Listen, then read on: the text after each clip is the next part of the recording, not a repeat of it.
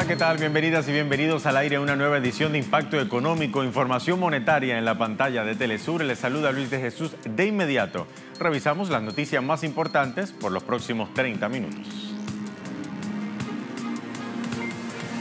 México iniciará el año 2019 con un aumento de salario. Más de 2 millones de trabajadores se beneficiarán de la medida del nuevo gobierno de Andrés Manuel López Obrador. En nuestro expediente económico de hoy viajamos a África para una radiografía de Nigeria, un gigante petrolero africano, pero con amplias brechas de desigualdad y corrupción.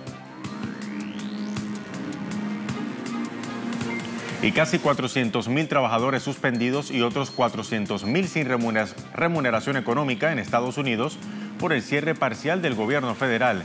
Donald Trump sigue exigiendo la financiación del muro fronterizo para poder reabrir el gobierno.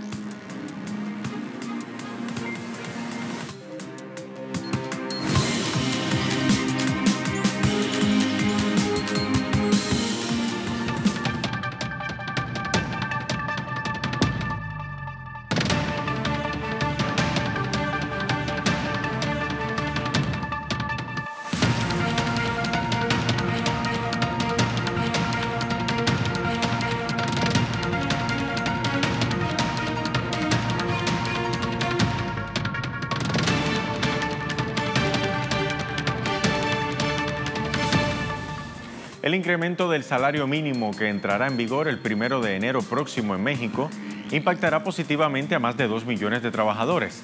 De acuerdo a la Comisión Nacional de Salarios Mínimos, CONASAMI, esta cantidad de trabajadores representa actualmente el 5,7% del sector de los asalariados y el 3,8% de la población ocupada.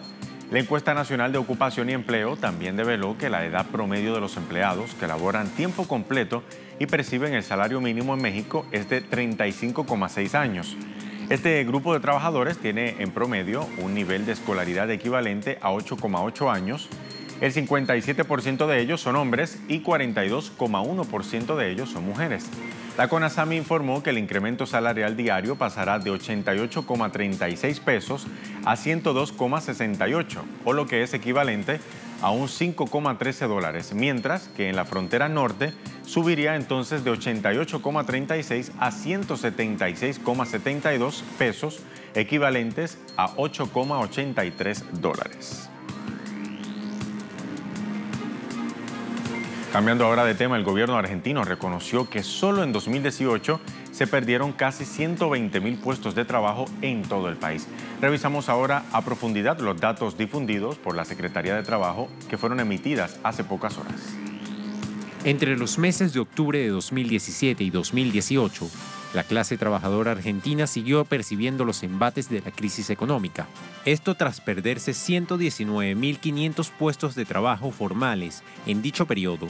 Los tres sectores que más sufrieron la baja por las políticas de Cambiemos, ajustadas al financiamiento del FMI, fueron la industria, el comercio y la construcción. Asimismo, el impacto negativo estuvo concentrado entre los asalariados del sector privado, donde se contabilizaron 69.900 trabajadores, menos que en 2017. Igualmente, el informe de la Secretaría de Trabajo hizo alusión a las provincias que registraron una mayor contracción del mercado laboral, quedando en primer lugar La Rioja con menos 6%, mientras que en Catamarca y en Santa Cruz el saldo negativo fue de 3,7% y 3% respectivamente. A la pérdida de empleos formales, el informe agrega una caída del salario promedio en 10,9% interactualmente, mientras que el salario mediano lo hizo en 11,6%. El Fondo Monetario Internacional recientemente pronosticó que la economía argentina comenzaría a recuperarse en el segundo semestre de 2019, pero los técnicos del organismo multilateral recomendaron continuar con la estrategia gubernamental de retener las subas salariales y sugirieron la introducción de modificaciones en la regulación laboral. Ahora, datos suministrados por la Vicepresidencia de Colombia revelan que la tasa de paro en el país afecta más al género femenino que al masculino. La vicepresidenta de Colombia, Marta Lucía Ramírez, informó que el desempleo nacional es un 70% más alto en la mujer que en el hombre. Por ejemplo, mientras la tasa de paro en el hombre es de 7,2%, en la mujer llega al 12,3%. Según la funcionaria, la inequidad también se observa en el acceso a estudio y trabajo.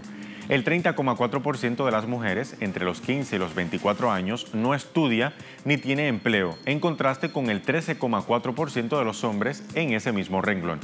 El hombre puede ganar 45,4% más que las mujeres en el mismo empleo y con las mismas competencias.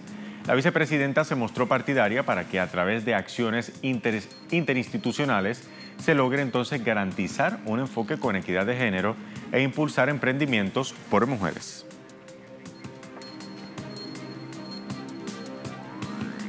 En Bolivia, la estatal Yacimientos Petrolíferos Fiscales Bolivianos aseguró este jueves su mercado de exportación de gas para los venideros años. La empresa anunció que el país dispone de gas para el mercado interno y la venta externa hasta el año 2035. Aseguró que las exportaciones del recurso energético están especialmente aseguradas para los mercados de países vecinos como Argentina y Brasil. Según la estatal, de los 12,5 trillones de pies cúbicos de gas de reserva, 3,7 trillones de ellos estarán destinados a Argentina hasta el año 2026 y 1,7 trillones irán a Brasil. Mientras tanto, para el mercado interno se destinarán 3,89 trillones hasta el año 2035 y las restantes reservas serán para ampliar y suscribir nuevos contratos comerciales. Ahora bien, la directiva del estatal destacó también los proyectos realizados en el presente año, como la venta de gasolina Superetanol 92, con la que se introdujo al país a la era de los combustibles verdes. El programa prevé inversiones por 1.500 millones de dólares y la posibilidad de incrementar la producción de caña de azúcar en el país de 160.000 a 360.000 toneladas.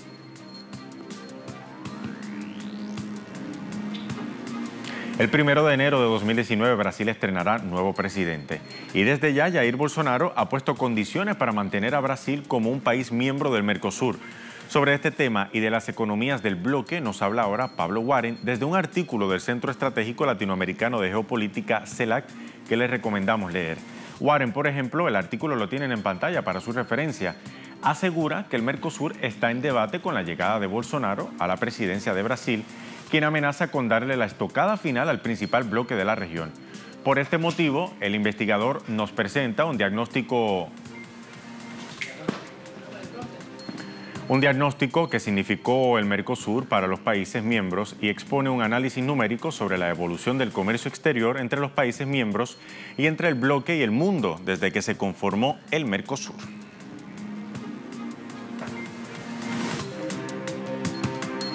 Hagamos una primera pausa aquí en Impacto Económico. Al regreso revisamos nuestro expediente económico y viajamos hasta África, porque le vamos a presentar una radiografía de Nigeria, un país con muchísimo petróleo, pero con una brecha de desigualdad muy amplia. Ya venimos.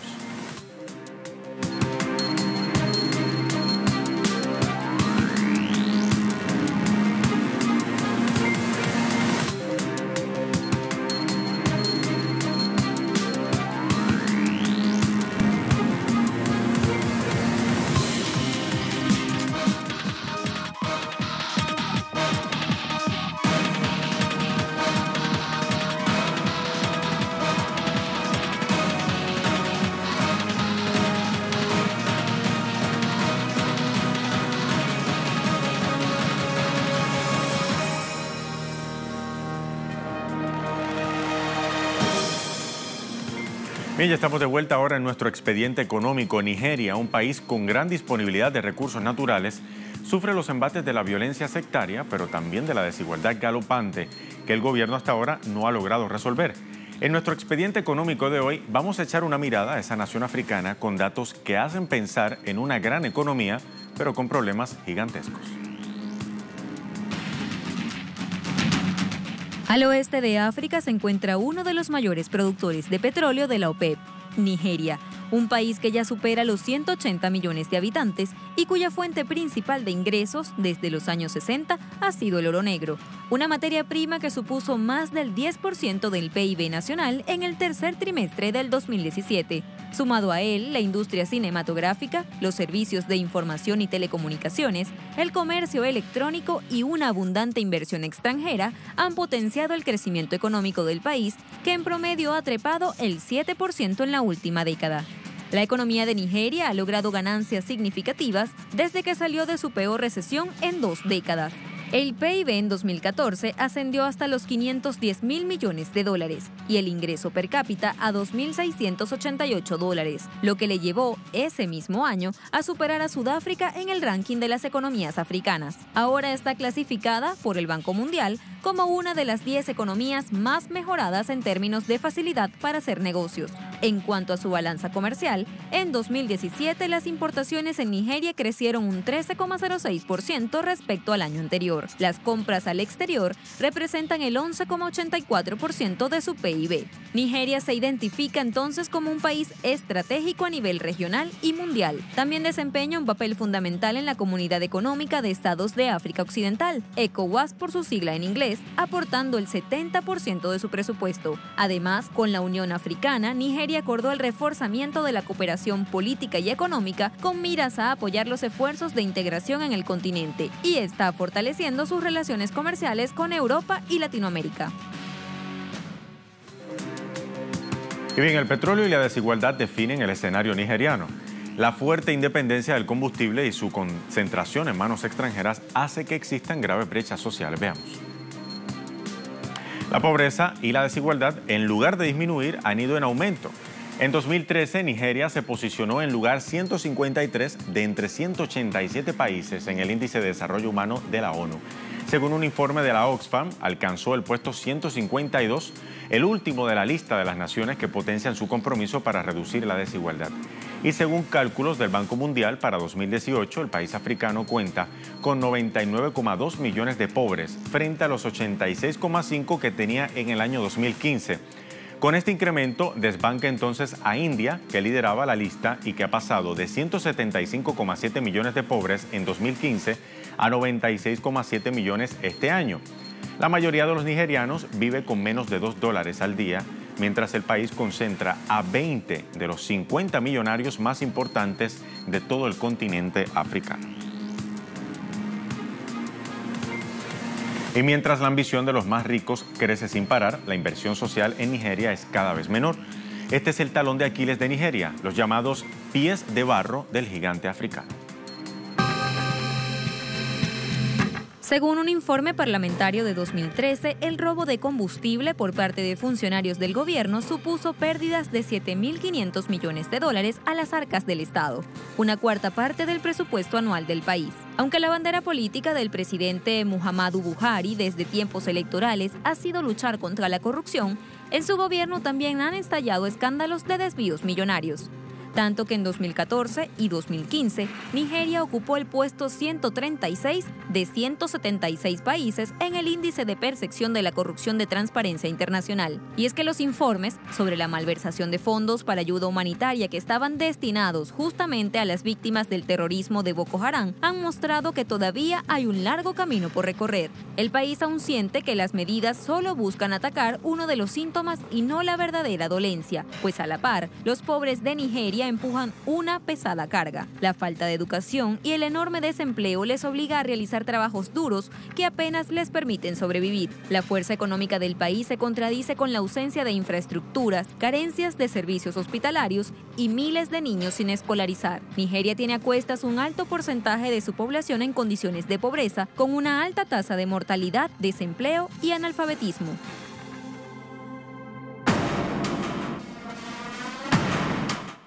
En cifras, el número de personas viviendo en la pobreza aumentó de 69 millones en 2004 a 112 millones en 2010. En el mismo periodo, el número de millonarios en Nigeria aumentó 44%. Las brechas son notorias incluso de una zona a otra. En el norte del país, los ingresos promedio de la población son la mitad de los del sur. La pobreza 3 veces mayor que en las zonas sureñas más ricas, el desempleo más agudo, la mortalidad materna 10 veces más alta y el analfabetismo uno de los más elevados del mundo. Por si fuera poco, la violencia del grupo Boko Haram ha obligado al desplazamiento de más de 1.8 millones de nigerianos. Con unos 79 millones de hectáreas de tierra de cultivo, más de 3 millones de hectáreas de tierra de regadío y habiendo sido de los principales productores y exportadores mundiales de productos agrícolas, la inseguridad alimentaria, según la Organización de Naciones Unidas, alcanza a más de 4.7 millones de personas, mientras que 49% de los jóvenes están subempleados en trabajo de media jornada o directamente desempleados.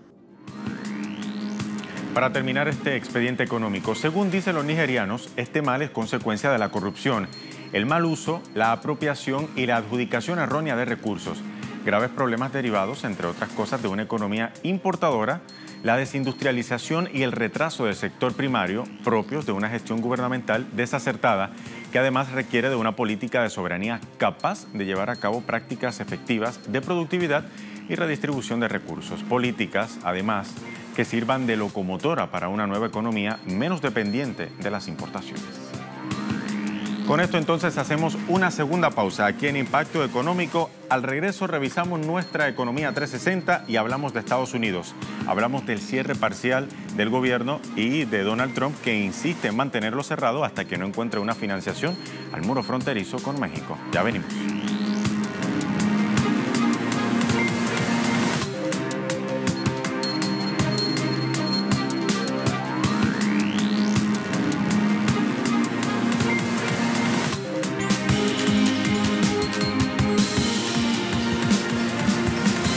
Ya estamos de vuelta en Economía 360. El cierre parcial del gobierno en Estados Unidos mantiene preocupados a cientos de empleados federales afectados por la medida del presidente Trump. Desde el sábado pasado, unos 420,000 trabajadores fueron considerados esenciales y hoy trabajan sin remuneración, mientras otros 380,000 han sido suspendidos. Es solo una profunda frustración de parte de mí y de muchos otros empleados federales, que solo queremos hacer nuestro trabajo, solo queremos despertarnos como todos los demás cada mañana, levantarnos, hacer nuestro trabajo y especialmente porque también se agregó un compromiso con la misión de las agencias a las que servimos, servir al público, proporcionar aire limpio, agua limpia y proteger la salud de las personas en los Estados Unidos. Por lo tanto, es muy frustrante cuando se produce un cierre y en cambio nos levantamos todas las mañanas a un permiso y no pudimos ir a trabajar. En medio de este polémico cierre parcial del gobierno federal por los chantajes de Donald Trump para conseguir la financiación del muro fronterizo con México, el propio mandatario aseguró que él personalmente es responsable del aumento de sueldo a las tropas estadounidenses. El anuncio lo hizo durante su visita sorpresa a la base aérea de Al-Assad en Irak, donde afirmó que él mismo presionó para que las tropas obtuvieran un aumento salarial del 10%, que según él es el primer aumento en más de 10 años. Los medios estadounidenses, por su parte, dicen lo contrario y acusan a Trump de engaño y de falsear la verdad. Según los datos de la prensa, la paga militar ha aumentado cada año por más de 3 décadas. Cambiando ahora de contexto, la economía de exportaciones de China sigue a paso firme a días de culminar el año 2018. En los primeros 11 meses del año, China registró un aumento de las exportaciones de servicios. Los datos difundidos por el Ministerio de Comercio chino dan cuenta de ello y revelan que entre enero y noviembre del año corriente las exportaciones de servicios crecieron un 14,7% con respecto al año anterior. En ese mismo periodo, las importaciones de servicios alcanzaron los 3,16 billones de yuanes, un aumento del 10%, mientras las importaciones y exportaciones de regalías de propiedad intelectual alcanzaron los 246,5 mil millones de yuanes, un incremento del 20,9%. El buen resultado responde al rápido aumento del comercio de servicios relacionado a la propiedad intelectual, que este año mostró la creciente demanda de China de un servicio de producción de alta gama y la mejora de la innovación tecnológica en ese país. El rápido aumento del comercio de servicios relacionado con la propiedad intelectual mostró la creciente demanda de China por el servicio de producción de alto nivel y la mejora de la innovación tecnológica del país. Cientos de manifestantes en Taiwán han seguido el ejemplo de las protestas en Francia y se vistieron de chalecos amarillos para exigir impuestos más bajos y el manejo justo de las disputas fiscales. Los manifestantes gritaron consignas frente al Ministerio de Finanzas en Taipei y agitaron pancartas catalogando de ilegales las políticas de recaudación de impuestos. Los organizadores de la protesta dijeron que se inspiraron en el éxito de las recientes protestas francesas provocadas por un aumento de impuestos para la gasolina y el diésel. Según organizadores, el grupo de activistas Tax and Legal Reform League reunió a unas 20,000 personas en las calles hace una semana y unas 10,000 el sábado. Los manifestantes afirman que las tarifas de apelación pueden ser una carga financiera y emocional importante, por lo que es necesaria una reforma equitativa y transparente. En Estados Unidos, para apelar, usted solo paga $60 estadounidenses. Aquí, usted paga la mitad de lo que cree que no debe. Para muchas personas es una carga enorme y emocional, a veces física, debido a que su trabajo no es cubrir lo que usted sabe. A veces hemos visto que las facturas que se entregan, se emiten, no son las correctas.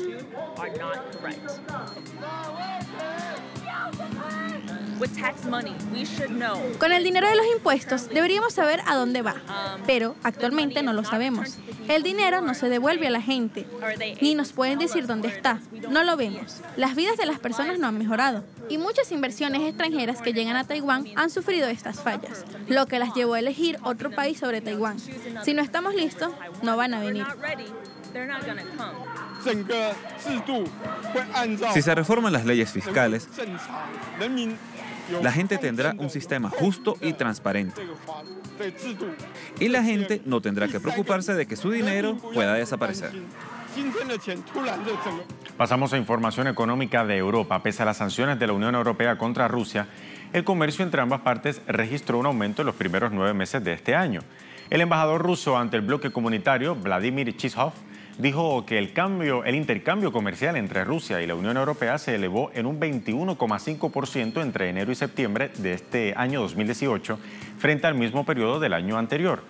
Las exportaciones rusas aumentaron un 29% hasta llegar a 150.131 millones de dólares, mientras las importaciones crecieron 7,4% y se situaron en 66.192 millones de dólares, según los datos de la Oficina Rusa de Aduanas. El diplomático ruso agregó que la expansión del comercio se debe al incremento de los precios de los hidrocarburos, que constituyen el principal rubro de las exportaciones rusas a la Unión Europea.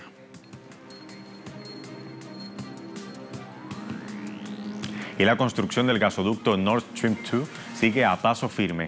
El portal web Sputnik titula "Austria confía en el éxito del proyecto Nord Stream 2".